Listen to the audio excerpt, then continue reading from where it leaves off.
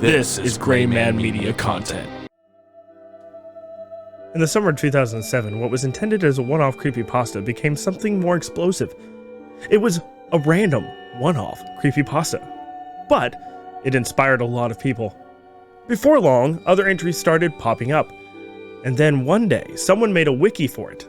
Thousands of entries and tons of information compiled into one central location for those who dare seek it. But there could be more to this mystery than meets the eye. This week, we intend to find out as we bring you an episode every day. This is Wolf Takes a Bite, SCP Foundation Week. Not humanoid at all. The lizard-looking. The creatures that I've seen mostly have been the greys. To the search for truth. Little grey men from outer space who actually abduct humans.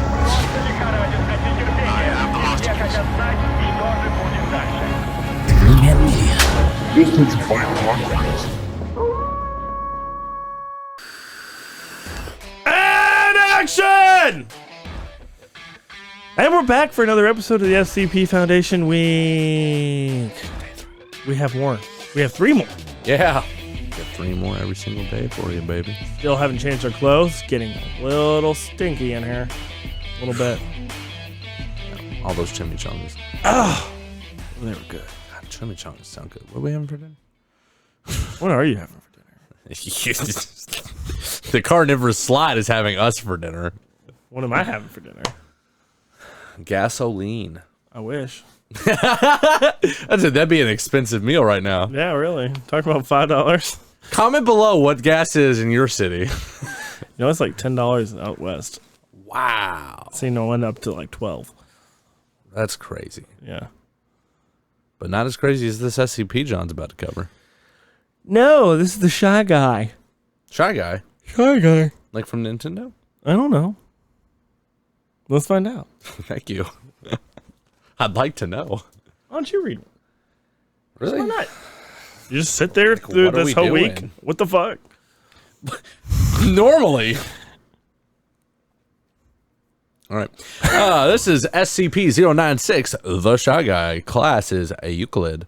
The SCP-096 is a humanoid creature that is normally extremely docile. However, when someone views SCP-096's face, it will enter a stage of considerable emotional distress. The SCP-096 will cover its face with its hands and begin screaming, crying, and babbling incoherently, briefly, before chasing down the person who has viewed its face. SCP-096 will not stop until it reaches the person's location, after which it will proceed to kill them like this. Specifically like that? Yeah. Okay. Afterward, it will regain its composure and become docile once again. Very strange indeed, John. What do you think about the Shy Guy? Sounds like that. Not very shy. Not one bit. Although I guess, you know, he's Jonathan. John. Get your shit together, man. Oh, this is the one that you wanted to cover. Cool. I like this. Tabula rasa. Rasa. I don't know. Oh, I thought you were talking about the tablet. I was going to say, yeah, we could rotate the tablet. Tabula Rosa! Class Euclid. Description, SCP-1782.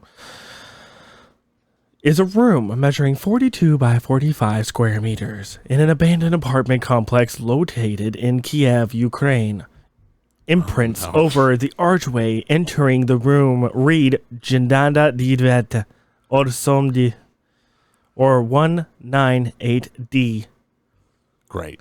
SCP-1782's interior changes in appearance every 3 days at 3:12 a.m. The change is instantaneous. SCP-1782 is usually furnished with typical household objects, although SCP-1782 and the objects themselves, when present, are aged significantly with signs of heavy use. The floor plan of the room varies. Certain instances having a kitchen, bedroom, and living room, or simply just being one large room, empty space.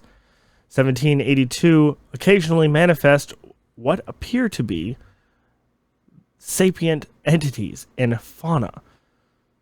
Objects appearing before the change vanish regardless of their proximity to 1782 at exactly 3:12 a.m. Further examples can be found in the area records for this object. How did they contain a room? I don't know. I mean, let's get to the next one and we can come back maybe to it if you want to start doing it like that. But what is interesting, I didn't even recognize it until I heard you read it. So if you took something out of that room, It goes away with it. it doesn't matter if you cross the ocean, it'll disappear at whatever time you said. That's pretty crazy. Yeah. It's like quantum entanglement. It is exactly quantum entanglement. It's crazy. But also the sapient, Entities? yeah. Yeah, that's freaky as fuck. So that's parallel universe possibilities. Like I think it has to be, right? like plant people living in an apartment and you just open the door and they're like, That's "Ah, also it changes. I Like, don't have my every single leaves night. on. Yeah, how did they contain that? I don't know. Yeah. Well, we might have to circle back to that one. For sure. Hard to destroy reptile class. This is a Keter class. Must be destroyed as soon as possible. This is me. Tablet Rosea. Wow, the text is... You son of a bitch. I didn't do shit. This is yours. Your email. All right, the possible origins of the SCP-682. Due to the lack of canon in the SCP universe, there have been several stories telling the origins of SCP-682. The readers are free to choose whatever origin of their headcanon.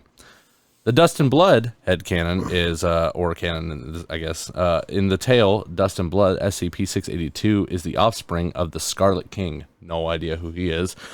It was one of the many Leviathan spawned from the fourth bride of the king, Azeeb? Maybe? Her children were said to be like her. They feared no weapon nor magical spell, for their injuries were healed and their hides impenetrable. 682, along with the rest of the Leviathan spawn, festered the Tree of Knowledge's roots, rotting them away. The Scarlet King then led his army of Leviathan towards the taproots, the center of the worlds. I don't know much about that. What is the thing that they're referencing? Dust and Blood? No idea. And then this is a different, I guess, canon for this SCP. This is how the world ends. In the tale, this is how the world ends. SCP-682 is running for its life, presumably from the Koitern. 682 ran into some of the Koiterns men, which would have been bad for 682. Thankfully, though, they were just explorers, just like it. So this lizard is an explorer of some kind, which means the Koitern was still worlds away. No idea what a Koitern is. We're Leviathan? Yeah, I know what a Leviathan is. I don't know what a Koitern is. Still, these explorers were violent and outnumbered. 682, 8-1. They outnumbered 682, 8-1. Got it. SCP-682 managed to escape by ducking into a familiar tunnel, and after a few more minutes of running, it managed to shake off the pursuers. 682 chose to explore further, and after a few hours of traversing, it eventually found itself in the Grand Chamber of I don't know. Sutkak. Sutkak. Great. Everything we research always has some words that we can't fucking figure out. It's an anomaly in and of itself. Let's get SCP down here to contain that. Good luck. While reveling in the beauty of the room and the thoughts of its people, the doors of the chambers slammed shut behind it. This allowed it to survive the storm, but it still... What storm? When did they say that? But it still cried as its thoughts turned to its wife and child. It has a wife and child? Is this the lizard? Yeah. Yeah. He's got a bride, bro. All right, where are we at? Banishment to Earth. At some point after the Great Flood or the storm, this is Noah. It was it was exiled to Earth and presumably became the source of many myths, such as that of the Leviathan and Tarask. However, SCP-169, which is Tarask, I'm assuming, was also stated to have been the inspiration for the legends of aquatic monsters such as the Leviathan, so it's possible that the two SCPs might have been confused for one another. More. to the world within the world thing. Oh my god. That's Yeah, that's crazy. away. Yeah. That's wild. Wow. I think we need to look more into this one. I bet we can find more on this. Yeah, probably. But we can definitely do an entire episode on it. Here's something that wasn't in our other notes either. Testing subjects in all cases returned from the interior of the room with a fear of holes. Exact reasons at this time were unknown.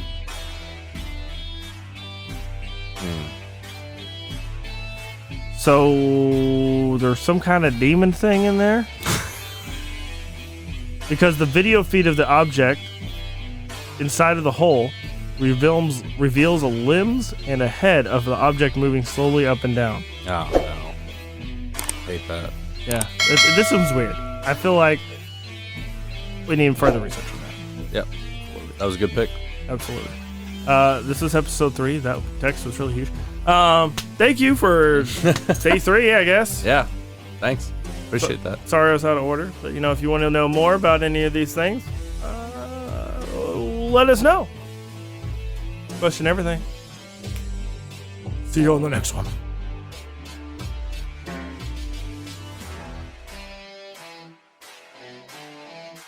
Hey, it's me, John Wolf. If you enjoyed that episode, you can listen to the rest of this episode wherever you listen to podcasts. Also, make sure you subscribe and hit the icon bell and never miss another episode. For all things Wolf Takes a Bite, visit us at GrayManandMediaCo.com.